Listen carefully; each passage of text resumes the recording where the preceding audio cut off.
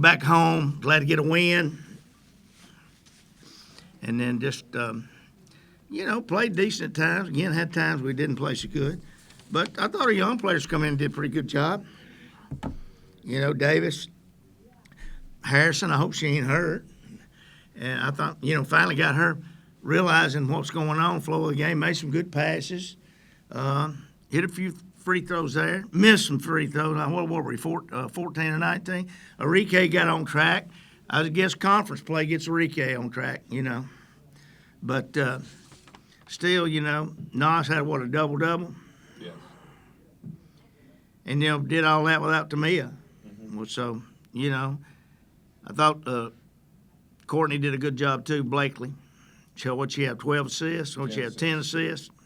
Just 2 turnovers. Yeah, she's playing good right now.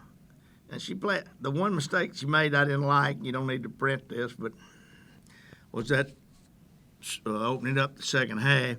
We called a play. She threw it the wrong man. It was a turnover. We got out of it, but still, we can't do that against good teams. You got something to say? Any questions? Okay. Coach, 30th straight Conference USA win for the Blue Raiders ties y'all for the conference record. What can you say about the teams you've had the past couple years that have, built up to this point? Well, the foundation to the last couple of years is out there, which is you got Gregory and you got Nasia. And you got Tamia to come in there now. She's a junior. And you got Cab coming back. So Cab was part of all that too. So, it's pretty big. Rice, we were in it when Rice took it that far. What we need to do now is win Saturday and then stick some more on there where nobody can ever get it again. And it'll always, forever, regardless if we're in Conference USA or if we're not in Conference USA. But, it'll always be there. I don't know. That's pretty big when somebody does that. And, nowadays, with the portal and with the, NIL, all that, you don't ever know from year to year what's going on. If you look at what's happening in every sport out there across America, I mean, you don't know what you got from year to year. But we've been real fortunate. We had some great young ladies here that's done a great job. And I think one of the things that gets overlooked by some people, I think the average fan, not necessarily the administration and the people that know, but we've got a great staff. Every game we've done a tremendous job prepping our kids every game, just like that coach told Matt and Kim and Nina and Tom. She didn't tell me, told them. We were the only team that's locked them down this year. And they played a decent schedule, but we locked them down. I mean, we didn't allow them to do what they wanted to do. So that's what we got to do. And that wasn't exactly a real good game, but we held them to 38 points. And a Division I basketball team, we're not playing, I won't mention some names, but you could mention several names around here of teams that can't score 38, nobody's guarding them. And so I'm pretty proud of our team on defense. On that scouting front, FIU, I think, averaged about 24 turnovers a game heading into this one. How did y'all take advantage of that, turn that into some offense for you guys? I didn't get that, Sam. I'm old. What was it that you said? FIU averages a lot of Yeah. turnovers per game offensively. How much did y'all attack sort of that weakness for them? If you said we press more, we usually do. We made them have to get the ball up the floor, and they got some walks. And then we didn't play smart there at times when we got in foul trouble with our bigs down there. Nos, there were the times that she should have been back, times she should have been out, and she, the same thing with E. And Jada went in there and tried to wrestle. We can't do that. I mean, that's some of the stuff that we've been doing. We got to perfect. We didn't do a good job through the last few games, and that's one of the things we've been working on the last 3 days. Coach, after a tough non-conference schedule, which you do every year, I mean, do you kind of take the point that it's a new season for the ladies when you start? Cecil, I'm going to be honest with you. I said this to Joe tonight before the game. I may have overloaded this much. I mean, I try to do and we're going to continue to do that as long as I'm here. We're not going to play Division II teams. We're not going to do it. We're planning to get in the NCAA tournament from game one. Now, I don't know if we're in or not. We've had 5 losses. If we end up being 26, 27-5, I'd say we got a good shot of being because we didn't drop that much. I think we went 69, on our net ranking.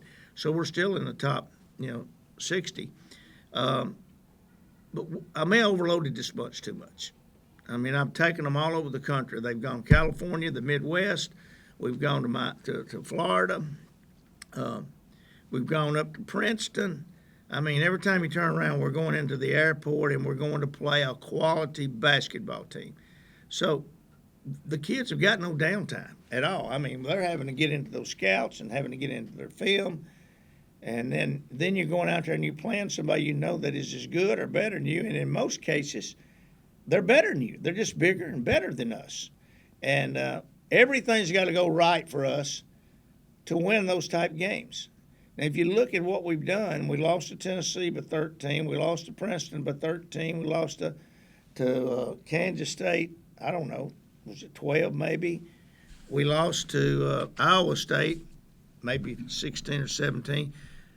In every one of those games, we had 7 or 8 minutes that we had breakdowns, and they wasn't all together. We'd have 2 minutes here, then we'd have a minute over here, then we'd have 2 minutes there. But you put it all together, and if we rebound a little better, cut down on our turnovers a little bit, hit some more free throws, we're in those games.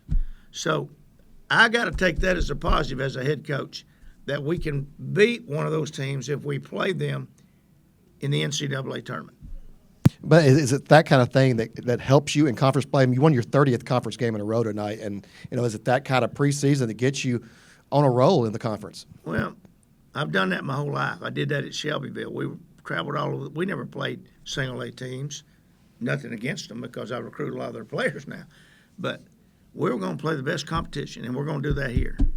So I don't know if that answers your question, but that's what we're going to do here. Even next year, Matt has sat down with me and Kim in particular and said, "Hey, we need to look at this." And he does most of the scheduling to Chris, not me.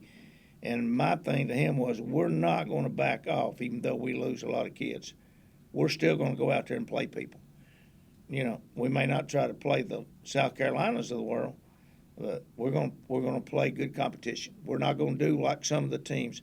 I noticed one of Jake's paragraphs or statements, and we were the only team in our conference that didn't play Division II teams. What was you said? Non-D1. Non-D1s.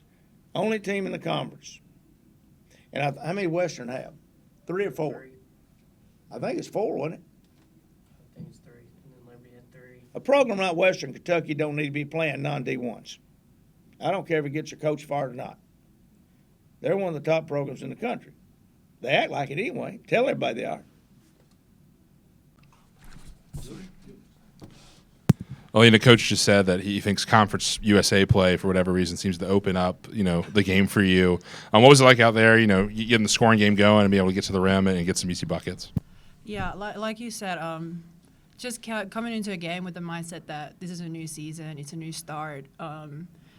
And personally, I try not to overthink, not overcomplicate things, and just go there. And it starts with defense. What we've been working on this week and doing the read, looking at the reads we've been working on. And I don't know, the game just came to me, I guess. Courtney, this was your first game back, in Conference USA after a year away. What was that intensity like, getting back on the court, against teams that are familiar with what, Middle tries to do? Yeah, so FIU is a very physical team. So just to come out and play not only with, but kind of surpass their aggression was very good for our team. So I was happy with what we did. Anastasia, 30 straight Conference USA wins for Middle Tennessee. You were part of all of them during that stretch, tying the record for most consecutive Conference USA wins. What does that mean for you and for this team to have that level of consistency of success across multiple seasons at this point? Well, first of all, I'm obviously really proud of my team that we did that, and we keep doing it. The record is not done. It's not like we're gonna lose anything. So we're gonna get bigger and bigger, so no one can ever break it probably.